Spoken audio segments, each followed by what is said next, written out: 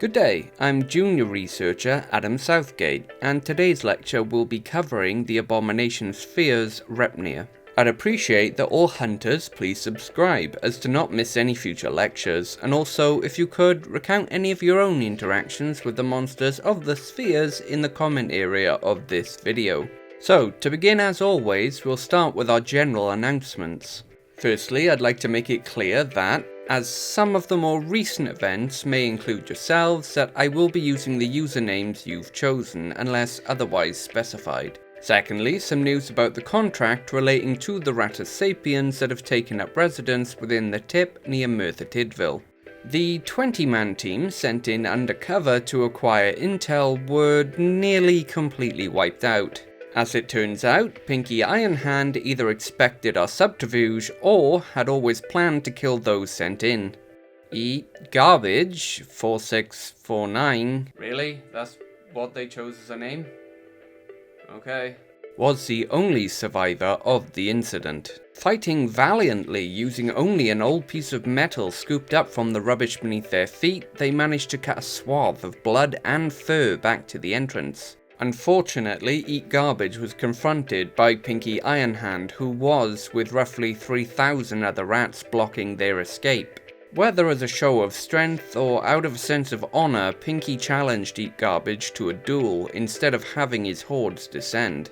The fight was bloody to say the least. Though Pinky was unable to cut too deeply, he was able, for the most part, to avoid Eat Garbage's blows, while leaving many thousands of cuts of his own. Through skill and a little bit of luck, the final swing connected, sending Pinky crashing to the ground in a heap, where he was quickly collected by the other rats and scurried away to safety.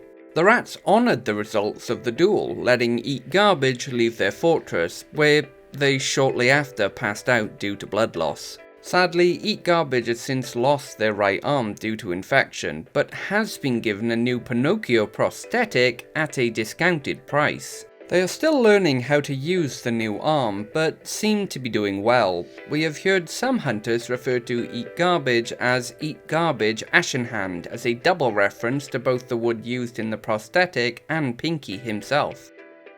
Thirdly, a new specialty contract has become available. A number of discarded victims whose bodies were put through various degrees of trauma before death have been discovered within Carmarthen.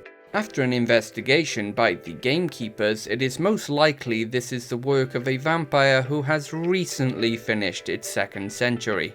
Now, I realise that hunting vampires is, well, never a nice activity due to the horrors you will be forced to witness. However, the Order will be giving those that take on the contract the option to purchase an MMB at a discounted price. We hope that, with the MMB on offer, more of you will be willing to take on the task, knowing you'll be free of the trauma of what you'll witness. If you are interested, and at the rank of Master, please contact your local Order office. The Repnere is a rather unique creature hailing from the Abomination sphere.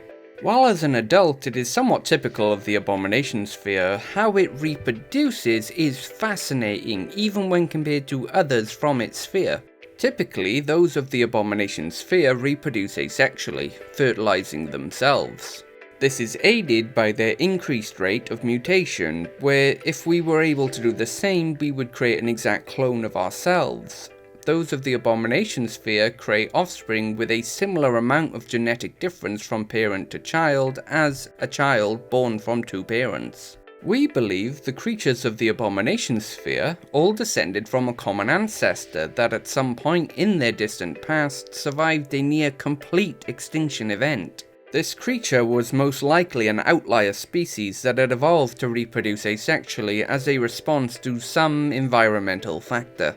This is actually backed up by, rather strangely, a pair of fossilized creatures that breached our sphere recently. The creatures, though sharing some similarities with Abomination entities of today, were clearly two different genders. As when I say a pair of fossilized creatures, I mean literally two creatures fossilized together.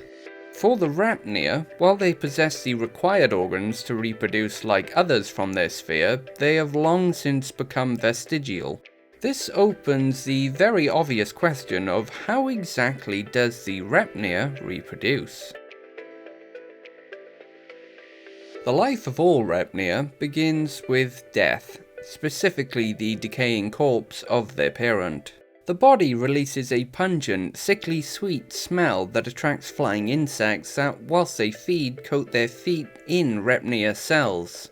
The insects will continue their lives as normal from this point, while these cells form a hardened shell around themselves, laying in wait. Specifically, they are waiting for the insects to land on a sufficiently large animal, where they will detach from one host and attach to another. Sadly for us, and by complete coincidence, they require a host with the same approximate body mass range as an adult human being. Once upon our skin, they will still be vulnerable and can be removed with especially strong soaps. However, if not removed, they will enter the first stage of infection, where, as skin cells beneath them die, they consume them, dividing into more of themselves and taking the place of the original skin cells. As they replace the cells beneath them over and over again, they will work their way deeper through the skin until they enter the body proper. At this stage, the foreign cells will begin to produce an outer sheath around themselves with the same DNA and RNA as the host, as to not trigger the victim's immune system. From here, they will enter the second stage of infection, where they will travel throughout the body to several key locations. Firstly, they will begin to create several nodes throughout the victim that serve a dual purpose, creating new foreign cells while also slowing the body's ability to create its own, though not being able to completely stop it. Secondly, a web of Repnere cells will spread across and through the victim's brain, being more concentrated anywhere dopamine is produced. With the pieces in place, the infection will enter stage 3, where, now being able to influence the body's production of dopamine, it will reward the victim when damage is done to the body. This begins small with scratches and bumps, but will grow as the victim becomes addicted to the release of dopamine the pain provides. As the damage is done to the body and cells are killed at an increased rate, the Repnere cells will quickly move in to take the place of as many of the now dead cells as possible. The Repnere cell's ability to replace damaged cells faster than the body can increases exponentially as more and more of the victim's body is replaced. This process transforms the victim over time, while isolating them from others due to the stigma attached to the actions the Repnere cells encourage, along with the open sores that at this point will cover the victim's body. Again, while it begins simple, such as scratching at scabs, it eventually becomes far more horrific in nature, especially in regards to the breaking of bones. Sadly, the victim will be fully aware of the horrors they are putting their body through. However, the Repnere cells' near complete control over the dopamine production in their body makes doing anything else near impossible. The entire process takes years, however, it only takes months for enough of the victim's brain to be replaced so that, in essence, they are a Repnere. To an outside observer, they will appear as a feral human, moving and acting like a predatory beast, their minds completely lost. If the individual is able to survive this more delicate stage of the transformation, the once human body will begin to morph, twisting and changing to a more animalistic body plan while growing the same thick plates that many of the Abomination's fear possesses. As a fully formed adult, with all original human cells having long since been replaced, the Repnere's body is similar in shape to a feliform, however covered in the previously mentioned armored plates. Maintaining the same approximate size as the original human host, the Repnere's muscle mass will greatly increase, though the fibers are far more compact, meaning they don't actually increase in size.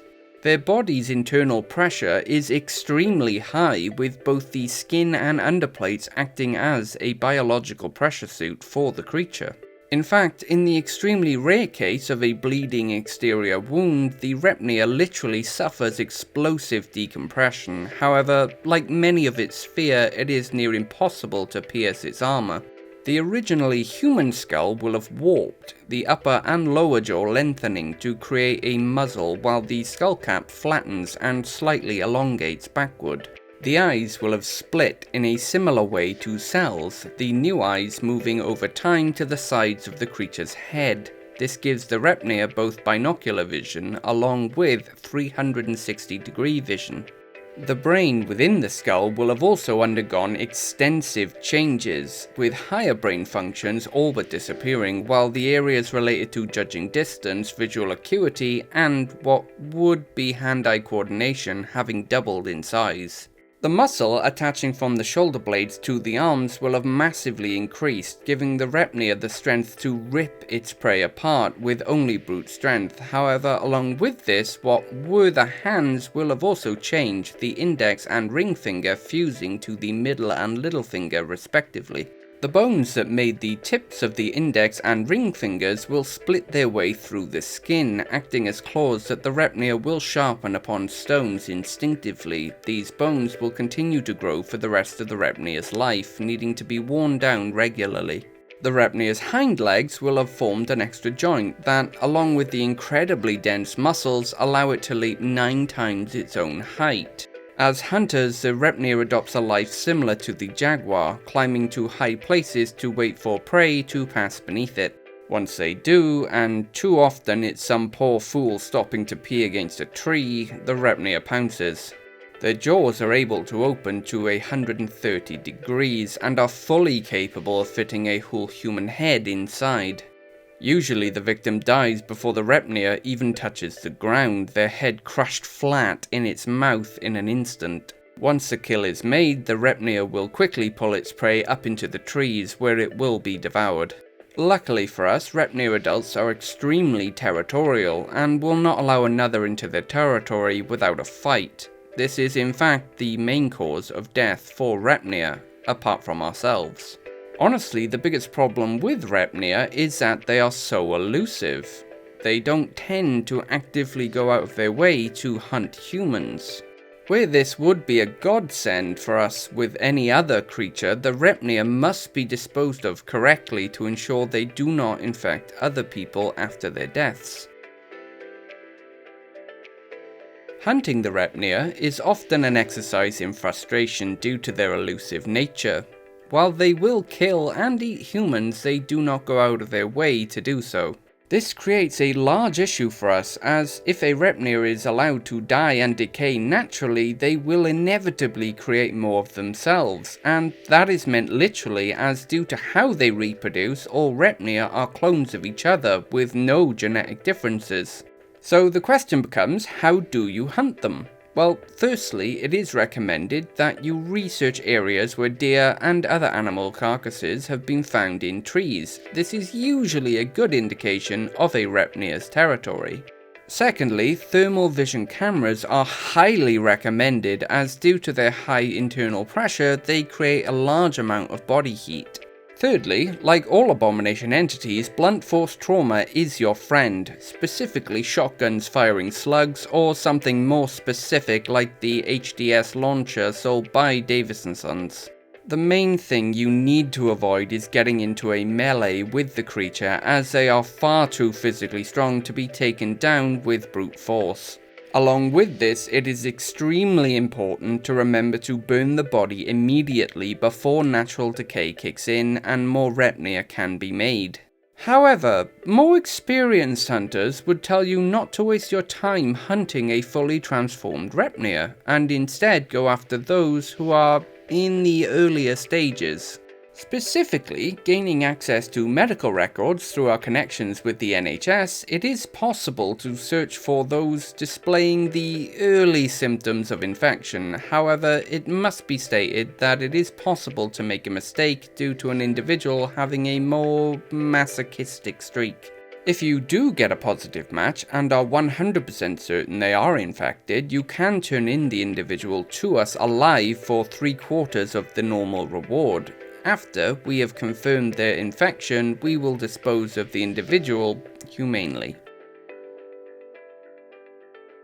I'm fascinated with the variations of life even within the same sphere. While this should be an obvious thing that life from the spheres is just as diverse as those on Earth, I believe we lose sight of this simple fact due to, for the most part, that we're looking for ways to kill them.